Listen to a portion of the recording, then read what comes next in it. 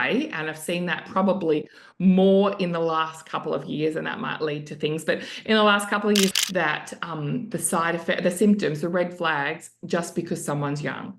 And so just because someone's young. And so I would say any change in Hi everybody, and welcome to the Kidney Coach YouTube channel. I am naturopath Fiona, co-founder of Kidney Coach and Kygenesis supplement range to support people diagnosed with chronic kidney disease. And I'm excited today to be joined by one of my fellow Australian colleagues. So you're going to have to put up with a double Australian accent today. The beautiful Carla Wrenn.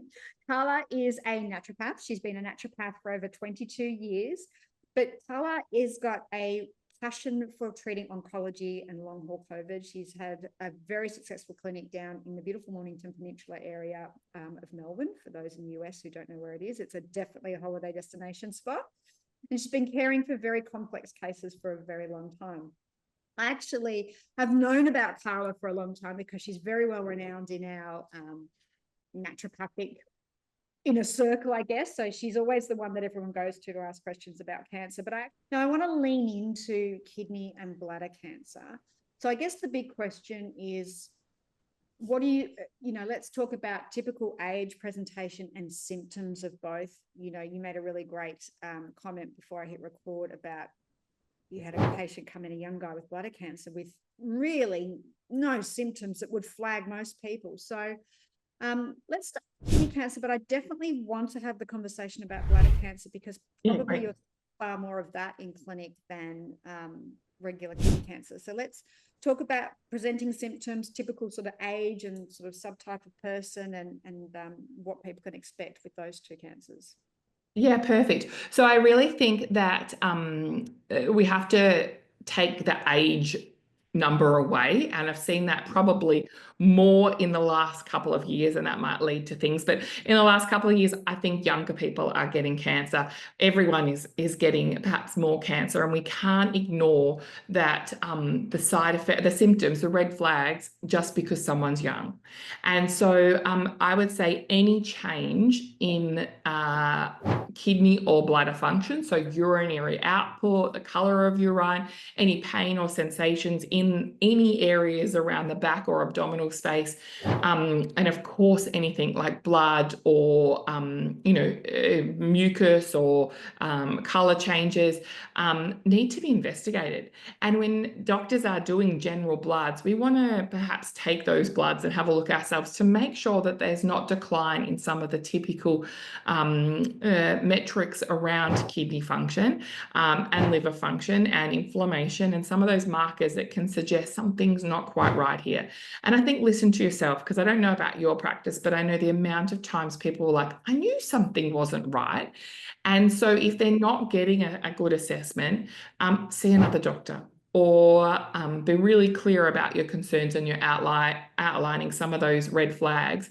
And so for me, in both kidney and bladder cancer, the presence of blood in urine should never be ignored, and asking for a proper assessment. And it's not just to have like a dipstick done, we need a bit more than that to see what's going on and why there's bleeding.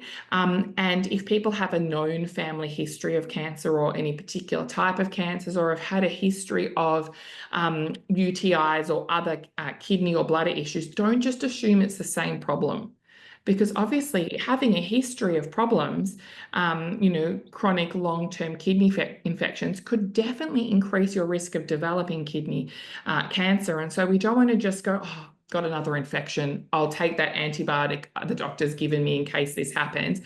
Get checked, because the amount of young people I'm seeing who were kind of fobbed off a little bit and who perhaps also ignored some of their symptoms themselves mean that the diagnosis might be made when they're a stage or two ahead of where they could have been if they had listened to those first signs.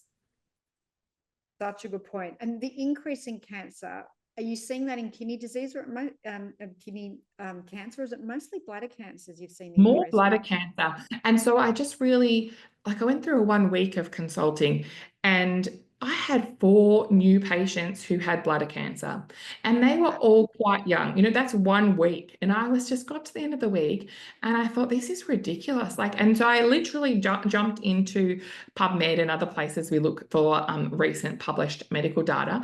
And there isn't as much in that showing yet that young people are having an increased rate. There was some loose mention of it, but I'm looking forward to seeing when they perhaps put some more information together. Before we started, I was mentioning in colorectal cancer, there's a massive increase, so much so that they've changed some regulations in Australia about access to different tests by 5 years. Because of that known increase. And I think we're going to see that same kind of information come out for bladder cancer and maybe kidney cancer if there is this increased diagnosis at a young age. So we can't ignore any of those red flags. Carla, thank you so much. I really appreciate you as a person and your time. If you want to know Thank more about what we do, head to www.kidneycoach.com. You'll also find us on Facebook and Instagram and all of those social media platforms. Remember to hit subscribe and like. That way you will be notified anytime we put out more information.